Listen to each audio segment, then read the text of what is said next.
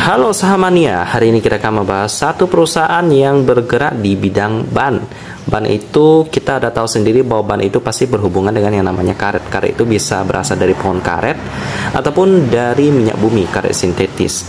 Langsung aja kita bahas satu perusahaan ini yang direquest oleh teman-teman kita. Nama perusahaannya Kirana Megatara Tbk dengan kode emiten KMTR atau kita panggil aja KMTR.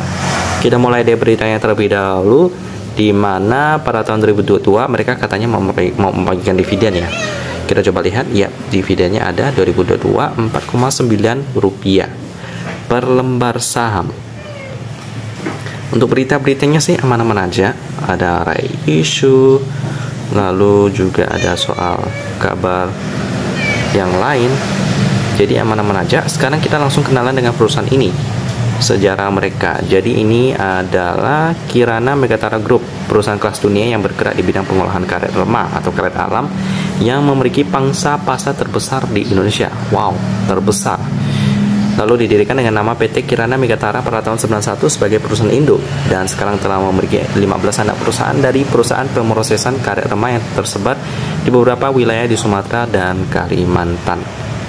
Gitu teman-teman. Untuk customer mereka diantaranya ada Bridgestone yang produsen ban terbesar di Jepang, lalu ada Michelin, produsen ban terbesar di Prancis kalau nggak salah, lalu ada Goodyear, Pirelli, Continental, Sumitomo, Bantoyo, Yokohama, Hankook, Kumho, Nexen, Cooper, Apollo. Lalu ada juga pedagang internasional seperti R1 International. Lalu untuk pasar domestik ada perusahaan kebanggaan kita dari Bank Gajah Tunggal ya, Bank Gajah Tunggal sebagai pelanggan utama. Bergerak di bidang perbanan, bagaimanakah prospeknya? Tergantung ya teman-teman. Untuk sektor ban ini kan tergantung penjualan kendaraan. Kalau penjualan kendaraan lagi lesu, maka bannya pastinya juga bakalan agak lesu. Kalau untuk sekarang sih di ekonomi yang semua suku bunga lagi tinggi-tingginya, tentu saja pasti akan terdampak. Jadi untuk prospeknya pada tahun ini sih masih kurang bagus. Tapi kalau misalnya di tahun-tahun ke depan suku bunga udah lebih turun, maka prospeknya pasti lebih cerah. Sekarang kita akan lanjut ke produk-produk mereka. Yap, pastinya karet. Sekarang kita akan lihat pemegang saham. Porsi masyarakat 7,5%. Ini aman, enggak melebihi 50%. Lalu memenuhi ketentuan minimal dari OJK 7,5%. Lalu ada HSF PTE Ltd, dia memegang 62,5%. Dari beritanya sih aman-aman aja. Distributor karet asal Singapura ini menambah saham.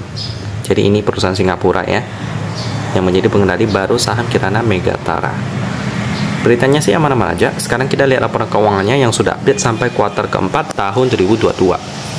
Udah update tapi masih rugi dia. Rugi kenapa? Kemungkinan karena bebannya yang naik dan penjualannya yang menurun sih. Kita bandingkan dengan yang RT Bisnis. Download dulu. Kita coba buka. Untuk laporan keuangannya belum ada auditan ya kalau kita lihat di sini ya. Kita coba lihat kasnya 417 miliar rupiah. Lalu untuk hutang jangka pendek 324 miliar rupiah. Jadi kasnya masih cukup untuk bayar hutang jangka pendek. Bagus juga. Lalu selanjutnya kita lihat penjualannya.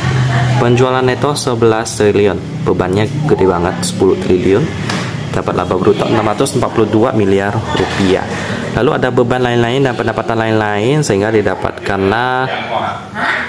mendapatkan rugi dia. Jadi rugi yang dapat diatribusikan ke entitas industri itu seberapa besar, yakni minus 23 miliar. Yep, lalu PR-nya pasti minus, marginnya juga pasti kurang sehat, jadi gas rasio masih cukup sehat 128%. Lanjut, jadi untuk KMTR ini masih rugi ya dia ya. Transaksi hariannya juga 17 juta doang, sedikit banget karena porsi publik yang lumayan kecil. Meskipun perusahaannya ini valuasinya 2 triliun lebih ya, cuman karena porsi publik kecil, jadi transaksinya juga kecil. Jadi kalau ditanya KMTR ini bagaimana?